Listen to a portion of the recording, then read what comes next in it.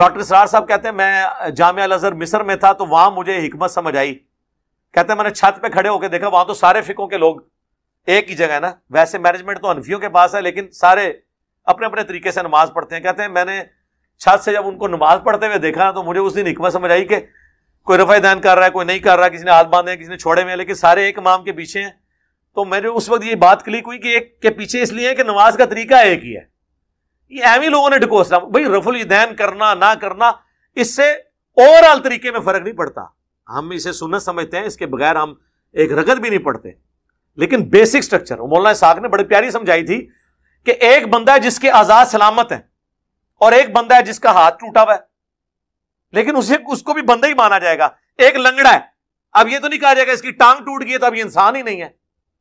تو لنگڑی لوڑی نمازیں یعنی بغیر رفع الیدین والی وہ بیسک سٹرکچر میں تو نماز ہیں, لیکن وہ اب لنگڑی لوڑی. کوئی بھی انسان جو فطرتاً کمینہ اور طبعاً غلیظ نہ ہو وہ کبھی بھی خیر میں سے شر نہیں نکالتا. ایک عام مسلمان, سادہ لو مسلمان, وہ ہمیشہ شر میں سے خیر کا پہلو ڈھونڈتا ہے. ایک اچھا اور مومن مسلمان وہ تو مرکزی خیر کا ہوتا ہے, اس نے تو خیر میں سے خیر اور شر میں سے خیر ہی نکالنی ہوتی ہے. وہ شر کو کبھی بھی شر نہیں سمجھتا بلکہ شر کے اندر بھی کوئی خیر کا پہلو نکال لیتا ہے. اس کو کہتے ہیں فطرت سلیمہ. اور دوسری ہوتی ہے فطرت رذیلہ, جس کو اور سادہ اگر میں سلیس کر دوں تو فطرت غلیظہ. اب دیکھیں کہ ڈاکٹر اسرار صاحب بڑا نام ہے, بڑا قد ہے اور ایک بڑی شخصیت ہے. وہ کیا کہتے ہیں کہ میں جب مصر گیا میں نے مسجد کی چھت پر سے یا برآمدے کی چھت پر سے دیکھا کہ سبھی لوگ نماز پڑھ رہے ہیں, کوئی رفع یدین کر رہا ہے, کوئی نہیں کر رہا, کسی کے ہاتھ اوپر ہیں, کسی کے ہاتھ نیچے ہیں.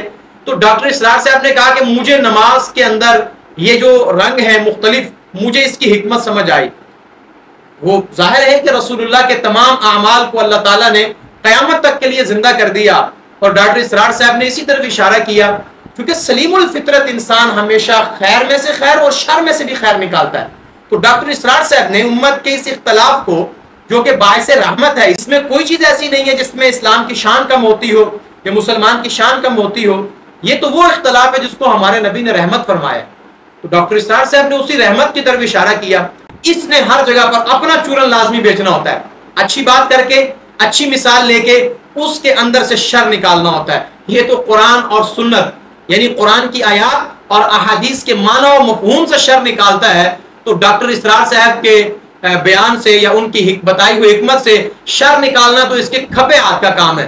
اور یہ شر نکالنے میں اتنا ماہر ہے کہ میں نے اپنی زندگی میں اتنا شریر شخص نہیں دیکھا مرزا غلام احمد قادیانی کے بعد, کیونکہ مرزا غلام احمد قادیانی کو میں نے دیکھا نہیں تھا, اس کی کتابوں میں سے اس کا شر پڑھا تھا, لیکن اس کا شر اپنی آنکھوں سے دیکھا اور اپنے کانوں سے سنا ہے.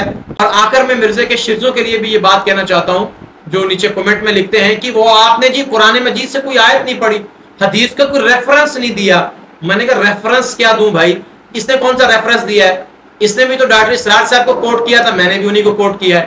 اس نے ان کی حکمت میں سے اپنا لطف تلا ہے اور ان کی بتائی ہوئی خوبصورت بات میں سے بھی اپنی بدصورتی دکھائی ہے اور ان کی بتائی ہوئی خیر میں سے شر نکالا ہے. لیکن میں ڈاکٹر اسرار صاحب کی بات کو اسی طرح لے رہا ہوں, ان کا بتایا ہوا خیر اور حکمت مجھے بھی خیر اور حکمت ہی نظر آتا ہے. جہاں پر اسلام کی حکمت بتائی جا رہی ہو, اسلام کی خوبی بتائی جا رہی ہو جو قرآن و سنت سے ثابت ہے. ظاہر ہے رفع یدین, ہاتھ اوپر باندھنا, نیچے باندھنا, آمین اونچا کہنا, نیچا کہنا, ان تمام کی روایات موجود ہے. ان تمام روایات کی موجودگی میں 2 ٹکے کے بابے کو پیش کرنا یہ خود اس کی پست ذہنیت کی علامت ہے. وہ جو ساری زندگی بابا کو شاہی کچھ نہیں کہتا تھا, اس نے بابا بھی اندر گھسیڑا تو 2 ٹکے کا, جس کی امت کے بابوں کے مقابلے میں کوئی حیثیت ہی نہیں ہے, کوئی ویلیو ہی نہیں ہے.